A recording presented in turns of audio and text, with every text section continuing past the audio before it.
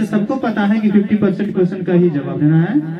तो उस स्थिति में आप लोगों को जो भी क्वेश्चन बने उनका नंबर बिल्कुल साफ और क्लियर लिखना है।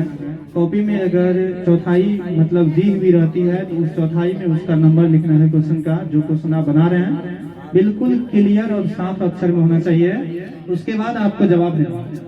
हर दो क्वेश्चनों के बीच जब हम लोग दो क्वेश्चन का आंसर देते हैं तो हर दो क्वेश्चन के बीच आप लोगों को 2 से 3 लाइन का गैप करना है ताकि क्लियर और स्पष्ट सबका आंसर अलग अलग रहे, एक दूसरे में सटना नहीं चाहिए। सब लाइन को साथ नहीं करना है, कॉपी की कमी वहाँ पेज की कमी नहीं होगी। इसलिए अगर जैसे कि 5 नंबर का आंसर देते हैं और जो उसका शब्द सीमा है उसको भी ध्यान में रखना है। ये नहीं कि हम कोई क्वेश्चन आ गया बहुत अच्छा से जानते हैं और लिखने लग गए तो वो खत्म ही नहीं हो रहा है, तब तक उधर समय बीत जाती है। कभी कभी बच्चों से ऐसा भी होता है। इसलिए जो शब्द सीमा आपको कहा जा रहा है, जो शब्द सीमा वहाँ दिया गया है उनके अंदर ही प्रयास करना है लिखने का और उतने ही शब्दों के बीच प्रयास करने हैं लिखने का। और जब एक क्वेश्चन का आंसर एंड होता है तो दूसरा शुरू करने तब करना है और पहले वाले क्वेश्चन का आंसर से सेकेंड वाले का बीच में 2 लाइन का कम से कम गैप होना चाहिए। आप 3 लाइन का भी गैप कर सकते हैं। अगर लॉन्ग टाइप क्वेश्चन में कभी कभी बच्चों का ये सुनने को मिलता है कि एक क्वेश्चन छूट गया, 2 क्वेश्चन छूट गया। सबसे पहले हम कहना चाहेंगे कि एक संकल्प ले लें, क्वेश्चन नहीं छूटनी चाहिए। चाहे आंसर आप गलत दे रहे हैं भले ठीक है, लेकिन क्वेश्चन नहीं छूटनी चाहिए। ये सबको ध्यान से समझ लेना है। क्वेश्चन छोड़ने का हरगिज़ भी प्रयास नहीं करना है। दूसरी बात, कभी कभी ऐसा होता है कि हम एक क्वेश्चन का जवाब देने का टाइम मेरे पास है लेकिन वहाँ क्वेश्चन 2 छूटा हुआ है। उस स्थिति में क्या करना है? जब मेरे पास 2 क्वेश्चन बाकी है और जवाब हम एक क्वेश्चन का दे पाएंगे उतना टाइम मेरे पास है, उस स्थिति में दोनों क्वेश्चन का जवाब चाहे 50% ही देना है लेकिन दोनों क्वेश्चन को टच करना है।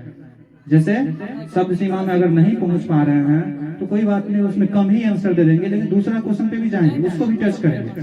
उस हिसाब से अगर दोनों में अंक मिलता है और किसी एक में जो लिखते हैं उसमें जो अंक मिलेगा जरूर दोनों में मिला हुआ अंक उससे ज्यादा होगा। तो इस स्थिति में क्वेश्चन छोड़ने का प्रयास नहीं करना है। कभी कभी लॉन्ग टाइम क्वेश्चन लिखने का बच्चों को ख्याल में ध्यान नहीं रहता, लगता है नहीं लिख पाएंगे, तो एक लॉन्ग टाइम क्वेश्चन को आधा से अधिक लिखने के बाद आप दूसरे पे भी जा सकते हैं और 2 लॉन्ग टाइम क्वेश्चन का जब जवाब दे रहे हैं तो वहाँ कुछ गैपिंग रखिए, 2-4 लाइन का गैपिंग रखिए। अगर बाद में समय मिलता है तो फिर आप उसको पूरा कर दीजिए। लिखावट पर विशेष ध्यान जो लॉन्ग टाइप है। दूसरी बात, अगर प्रयास तो करना है कि सब क्वेश्चन का आंसर सही देने का, लेकिन अगर आप नहीं भी जान रहे हैं उस स्थिति में आपको ये सोच के नहीं बैठे रहना है कि हम अब जानते ही नहीं तो लिखेंगे क्या। उस स्थिति में क्वेश्चन का जवाब जरूर आप अपने पूर्व ज्ञान के आधार पर आप बार बार पढ़िए, अपने माइंड पे बल दीजिए थोड़ा सा और उस क्वेश्चन का आंसर जैसे भी हो लिखने का प्रयास करना है। जबकि कभी उसको छोड़ना नहीं है, ब्लैंक नहीं छोड़ना है, तो उसको लिखने का हरगिज़ प्रयास करना है। दूसरी बात, कभी कभी होता है क्या कि लिख करके और बच्चे काट देते हैं, उसको लगता है कि गलत हो गया चलो काट दो फिर से देखो। बार बार कॉपी में कटिंग नहीं होनी चाहिए, क्योंकि जो एग्जामिनर होते हैं उस कॉपी की कटिंग को देखते हुए उसके मन में मतलब ऐसा आता है कि अच्छा आंसर नहीं है या फिर कॉपी साफ सुथरा नहीं है, तो उस स्थिति में मार्क घटने का चांस रहता है। तो कॉपी में कटिंग नहीं होनी चाहिए। अगर लॉन्ग टाइप में आप जवाब दे रहे हैं और बीच में कोई वर्ड आपसे मिस हो गया, अगर कोई वर्ड आप गलती से हर्षिकार की जगह दीर्घिकार भी लगा दिए हैं, एक तो गलती तो कर दिए, वो तो करनी नहीं चाहिए, पहले ध्यान रखना चाहिए। लेकिन जब गलती कर दिए हैं और उसको काट देते हैं तो वो गलती का एक महागलती हो गया, तो उस स्थिति में छोड़ देना है उसको। मतलब बीच में कटिंग नहीं दिखाना है, क्योंकि एग्जामिनर का एक तरफ काट करके उस पर हम लोग नजर और डलवा देते हैं। इसलिए वहाँ प्रयास रखना कि अगर बाय मिस कोई वर्ड उसमें उल्टा लिखा भी गया हो, कोई कमी भी हुआ हो, तो उस बात को आगे बढ़ा देना है और उसमें काट करके और इंडिकेट नहीं करना है। ये कटिंग फटिंग से बचना है एग्जाम में।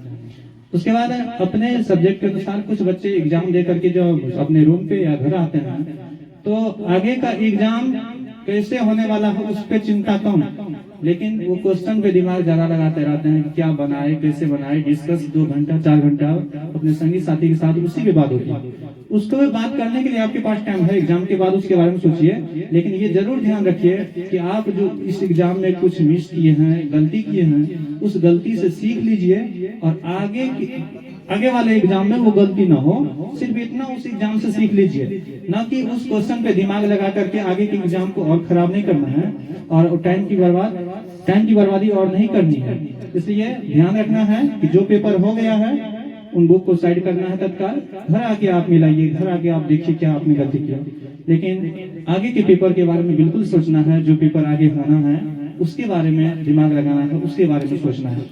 तो हर पेपर आप अच्छा मतलब तरीका से दे सकते हैं एग्जाम, इसमें कोई परेशानी नहीं है। आज तक हम लोगों ने बच्चे को सहयोग करते रहा, लेकिन एग्जाम के दौरान भी अगर कोई समझने में कोई भूल या कुछ बातें नहीं समझ में आ रही हो कि क्या करना है, कैसे करना है, तो उसके लिए भी उन बच्चों को ये छूट दिया जाता है कि आप कहीं भी हैं वहां से पूछिए, आपके मन में जो शंका है, जो डाउट है एग्जाम संबंधी, जो क्वेश्चन संबंधी, तो आप लोग रूम पे आकर के हम लोग से पूछ सकते हैं। वहां से भी हम लोग यहाँ से भी आपकी हेल्प करेंगे जहां तक संभव हो पाएगा। तो अब इस एग्जाम के रूल रेगुलेशन को आप चूंकि सेकेंड बार एग्जाम देने 10th का एग्जाम दे चुके हैं, बहुत सारी बातें और रूल रेगुलेशन वहां भी बताया गया था, इसलिए वो सब चीज को भी ध्यान में रखना है।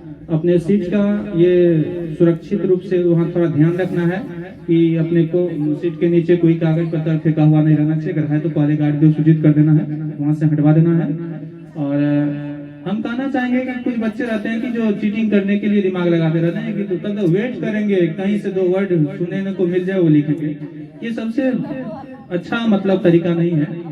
अपने मन से आप जवाब दें और जो आप जानते हैं उसके हिसाब से उसका आंसर लिखें। क्योंकि होता क्या है कि वहाँ खास करके चीटिंग करने और देख करके लिखने में 2 गुना समय लगता है। एक तो आप कहीं उसको पढ़ेंगे या सुनने पर दिमाग लगाएंगे, उतना टाइम तो आपका गया, और उतना टाइम में फिर आप उसका जवाब देंगे। इससे अच्छा आप अपने मन